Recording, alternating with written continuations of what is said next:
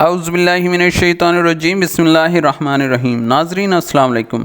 آج آپ کو غریب، مستحق اور حقدار لوگوں کے لیے کیے جانے والے اقدامات کے بارے میں آگاہ کریں گے اور بتائیں گے کہ موجودہ حکومت غریبوں کی فلاح و بہبود کے لیے کون سے نئے پروگرام لا رہی ہے اور پرانے پروگرامز میں کیا نئی تبدیلیاں کی جا رہی ہیں۔ اس کے ساتھ ساتھ جن لوگوں کو مختلف وجوہات کی بنا پر بے نظیر انکم سپورٹ پروگرام سے نکال دیا گیا تھا، ان کے بارے میں بہت اہم فیصلے کرنے کے لیے وفاقی وزیر شازیہ مری صاحبہ نے ایک اہم اجلاس کیا ہے اور اس اجلاس میں کیے گئے تمام اہم فیصلوں کے بارے میں آپ کو آگاہ کرتے ہیں۔ لیکن اس سے پہلے جن دوستوں نے ابھی تک چینل کو سبسکرائب نہیں کیا، ان سے درخواست ہے کہ چینل کو سبسکرائب کر کے گھنٹی کا بٹن ضرور دبائیں تاکہ تمام نئی اپڈیٹس کا نوٹیفیکیشن آپ کو سب سے پہلے مل سکے۔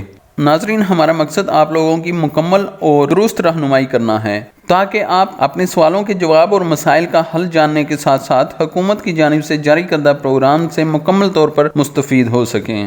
بڑھتے ہیں ویڈیو کی جانب اور آپ کو بتاتے ہیں کہ شازیہ مری صاحبہ نے اجلاس میں فیصلہ کیا ہے کہ وہ تمام لوگ جنہیں پروگرام سے نکال دیا گیا تھا اب دوبارہ پروگرام میں شامل ہو سکیں گے۔ انہوں نے مزید کہا کہ صرف عمرہ کرنے کی وجہ سے لوگوں کو پروگرام سے نہیں نکالا جا سکتا اور اسی طرح کی اور بھی کئی غلط وجوہات جن کی بنیاد پر حقدار لوگوں کو پروگرام سے نکال دیا جاتا ہے، جو کہ سراسر غلط رویہ ہے۔ اس چیز کو ختم کر کے لوگوں کو دوبارہ بحال کیا جائے گا اور وہ لوگ دوبارہ امداد حاصل کر سکیں گے۔ شازیہ مری صاحبہ نے پروگرام میں دوبارہ شامل ہونے کا طریقہ کار بھی بتایا اور پروگرام میں دوبارہ شامل ہونے کے لیے آپ کو صرف 8171 پر اپنا شناختی کارڈ نمبر میسج کرنا ہوگا، جس کے بعد آپ کی جانچ پڑتال کر کے پروگرام میں شامل کر دیا جائے گا۔ ناظرین، اگر آپ کے ذہن میں بے نظیر انکم سپورٹ پروگرام سے متعلق کوئی بھی سوال ہو تو آپ ویڈیو کے نیچے کمنٹ کر کے پوچھ سکتے ہیں۔ انشاءاللہ آپ کی مکمل رہنمائی کی جائے گی۔